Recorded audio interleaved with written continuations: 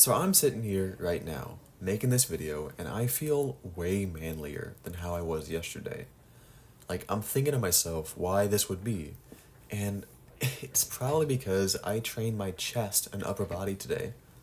It reminds me of the kind of barrel-chested sense of manliness that the men of last century always worked to develop, like guys doing hundreds of push-ups or shadowboxing. Teddy Roosevelt, my favorite American president, was always said to be kind of pinnacle of this, the way he always showed courage in war and politics. But going back even further, the ancient Greeks already had a word for this.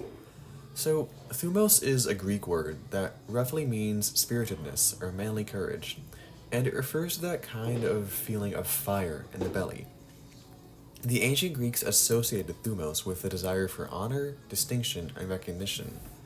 Because, like animals, humans always work for self-preservation first. But unlike animals, we can ignore this basic instinct and risk our lives for the sake of something greater, like in war. And this occurs when our desire for recognition is greater than our desire of self-preservation.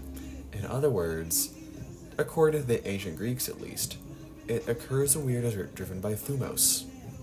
The Greeks believed that Thumos resided within the chest. So a man with a big chest was always believed to possess Thumos, or manly courage. It was because the chest is between the head and the gut.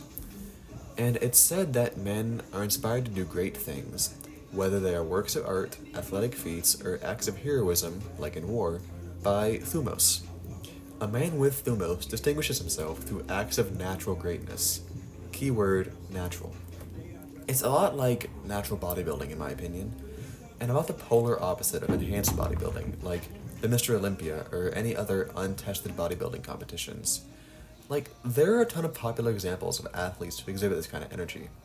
Old school bodybuilders like Ronnie Coleman and Arnold definitely exhibited this kind of energy before taking any steroids.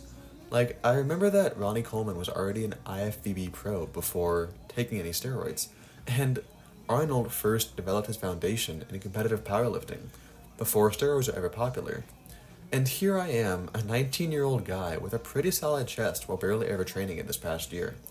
It's pretty funny to me because until recently, I was struggling hard with the worst case of gyno. Like, that's why I barely ever took any pictures of myself when I was younger, much less shirtless pictures or progress pictures, because I was always so self-conscious. But now, after being on carnivore for a few months, my gyno is naturally going away. Like, I'm shedding pounds of fat every other day, all while barely paying attention to this. But more on this some other time. Thanks all for watching and happy squatting. Mwah.